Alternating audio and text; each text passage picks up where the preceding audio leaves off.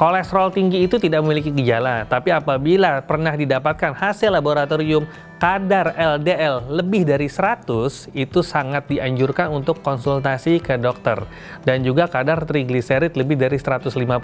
Prinsipnya kita harus screening, adakah kemungkinan gangguan komplikasi dengan kadar kolesterol tersebut, jangan sampai kecolongan. Jadi cek kadar kolesterol secara periodik ke laboratorium.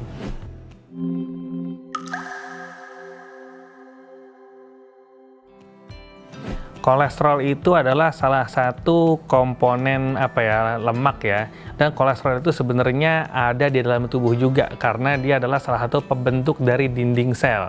Tapi yang mungkin kita concern di masyarakat adalah kolesterol yang suka kita cek darah tuh ya. Jadi ada kolesterol total, ada HDL atau kolesterol baik, ada LDL atau kolesterol jahat, dan satu lagi ada trigliserid.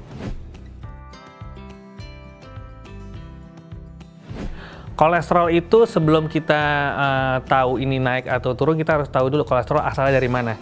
Jadi mayoritas kolesterol itu sebetulnya dibentuk dari dalam tubuh ya, dari metabolisme liver, dari hati. Nah, sisanya sebagian kecil itu baru dari makanan. Jadi tidak semata-mata semua dari makanan, karena masih banyak orang-orang yang ternyata makanannya cukup bagus, cukup bersih, tapi kadar kolesterolnya tinggi. Nah itu, jadi yang harus diperhatikan kadar kolesterol yang dibentuk dari dalam tubuh atau kadar kolesterol yang didapatkan dari makanan.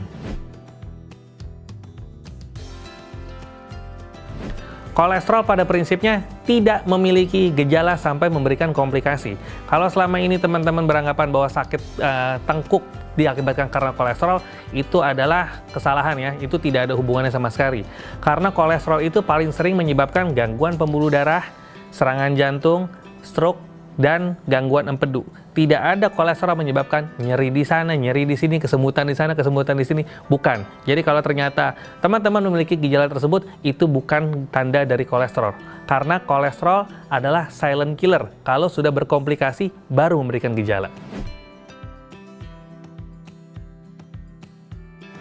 Kolesterol bisa berakibat buruk pada saraf, misalnya terjadi serangan stroke ya. Jadi kolesterol yang tinggi dalam darah disertai kerusakan dinding pembuluh darah akan menyebabkan kolesterol itu akan menumpuk di dinding pembuluh darah.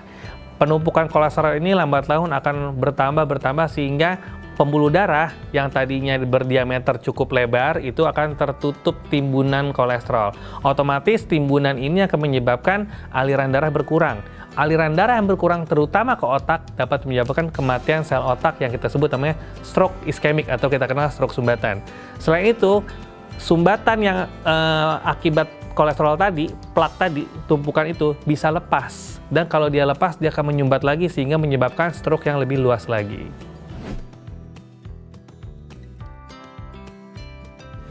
Untuk penderita kolesterol tinggi, yang paling penting bukan kita bagaimana menghindari penyakitnya, tapi adalah bagaimana kita mengkontrol kadar kolesterol kita.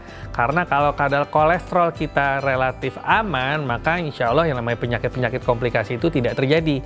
Nah, bagaimana caranya? Yang paling penting adalah konsumsi makanan yang sehat dan seimbang. Kemudian aktivitas fisik ini sangat penting ya, aktivitas fisik.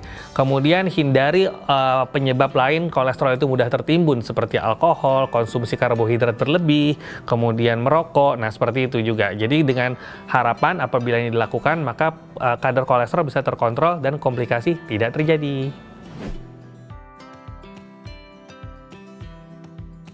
Jadi apabila teman-teman sudah memiliki kadar kolesterol yang di atas normal, maka ikuti petunjuk dokternya. Biasanya dokternya juga tidak hanya memberikan obat anti kolesterol, tapi juga modifikasi gaya hidup ya, tadi dengan pola makan dan tentunya gerak. Dan obat kolesterol ini jangan langsung menghentikan sesegera mungkin. Kembali ke konsultasi ke dokternya biar dokter yang memberikan yang bisa menghentikan obat tersebut. Ya, sekian pembahasan tentang kolesterol. Saya Dr. Ziki Ombana, spesialis saraf. Sampai jumpa di episode berikutnya.